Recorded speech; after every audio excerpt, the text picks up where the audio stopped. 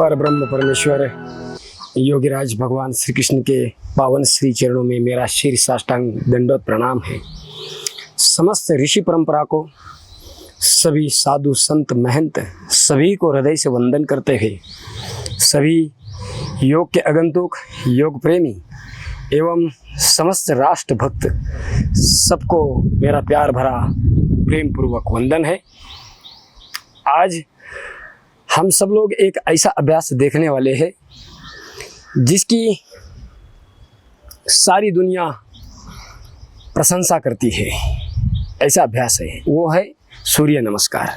मैं आज आप लोगों को ये बात पूरे दावे के साथ कहना चाहता हूँ कि घुटने में दर्द अगर है तो क्या सूर्य नमस्कार करना उचित है, या घुटने में दर्द है तो हम सावधानी पूर्वक कैसा सूर्य नमस्कार करें। तो आज हम वो देखने वाले हैं, ऐसा सूर्य नमस्कार जिनको घुटने में बहुत पीड़ा है, कट कट की आवाज़ आती है, पुट पुट की आवाज़ आती है, और उसके बाद में जिनको लेगामेंट, कार्टिलेज या फिर घुटने की कोई शस्त्रक्रिया या फिर घुटने का हार्निया, ऐसी तमाम अलग अलग प्रकार की बीमारियां होने के बावजूद भी आप सूर्य नमस्कार कैसे कर सकते हो। तो चलिए बढ़ता हूँ उस अभ्यास की ओर, और अंत तक पूरे ध्यान के साथ, पूरे निष्ठा के साथ इसको समझना और फिर करना।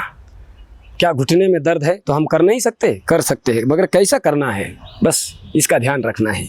तो आइए, पूर्वाभिमुख खड़ा होकर के या फिर उत्तराभिमुख खड़ा होकर के हमें पूरे श्रद्धा के साथ सूर्य नमस्कार करना है। देखना है, ये प्रथम है प्रणाम आसन। सांस भर लेना, फिर आपकी स्वधर्म निधनम श्रेया, आपकी जिसमें भी श्रद्धा हो वो मंत्र का जाप करना, या सूर्य नमस्कार में 12 अलग अलग मंत्र आते हैं, किसी भी मंत्र का जाप आप करना। फिर वापस सांस भरना, ऊर्ध्व हस्तासन।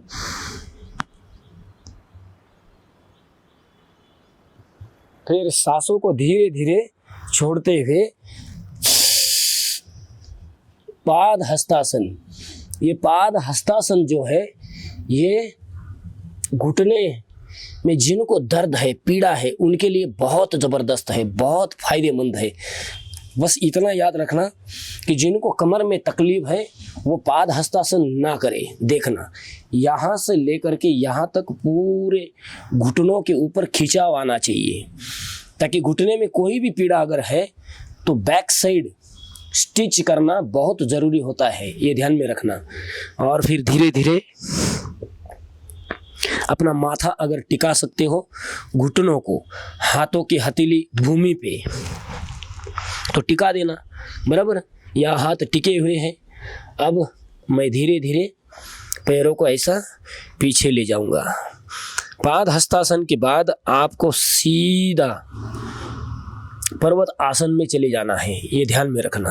फिर धीरे धीरे घुटने भूमि पे टिकाना, और फिर आराम से अपने छाती को भी भूमि के ऊपर टिकाना। यहाँ सांसें सामान्य होती है। फिर धीरे धीरे भुजंग आसन की स्थिति में आना, थोड़ी देर तक रुकना, फिर आराम से सांसों को छोड़ते हुए पर्वत आसन में चले जाना, और फिर धीरे धीरे वहीं से ऐसे चलते हुए आराम से धीरे धीरे पैर को, घुटनों को मोड़ना ही नहीं। घुटनों में अगर दर्द है, पीड़ा है, याद रखना, हाथ ऐसे भी या फिर ऐसे भी, कैसे भी आप रख सकते हो। फिर धीरे धीरे सांस भरते हुए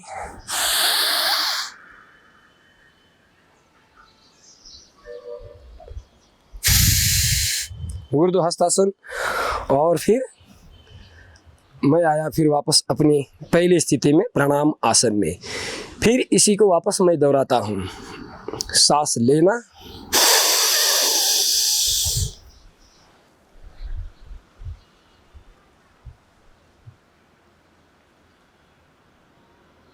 फिर धीरे धीरे आराम के साथ सांसों को छोड़ देना, सूर्य नमस्कार वैसे भी तो सभी व्यायामों से सबसे श्रेष्ठ व्यायाम माना जाता है, बराबर।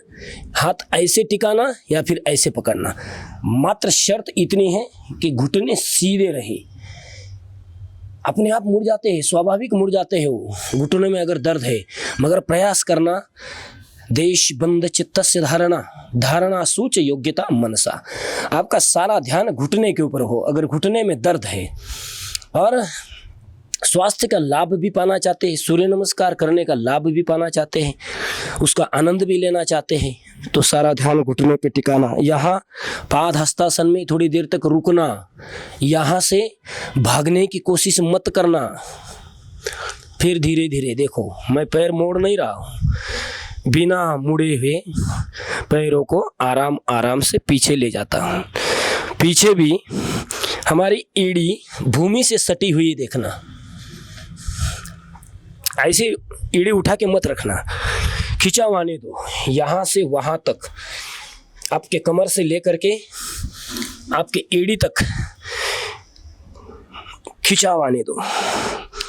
उस खिंचाव को महसूस करो, भागना नहीं। योग भागना नहीं सिखाता है, योग डट करके सामना करना सिखाता है।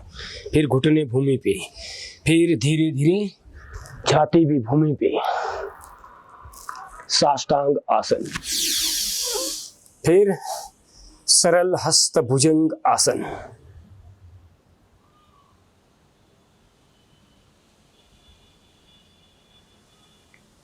फिर वापस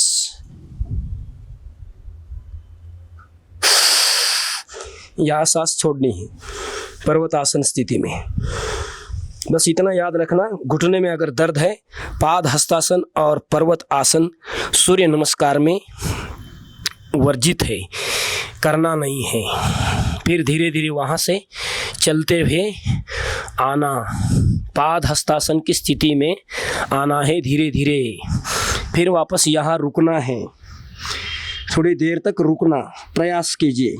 घुटने सीधे हैं, प्रयास कीजिए, क्योंकि बहुत सारे लोग प्रयास नहीं करते, फिर विफल हो जाते हैं। विफलता ये असफलता की सबसे बड़ी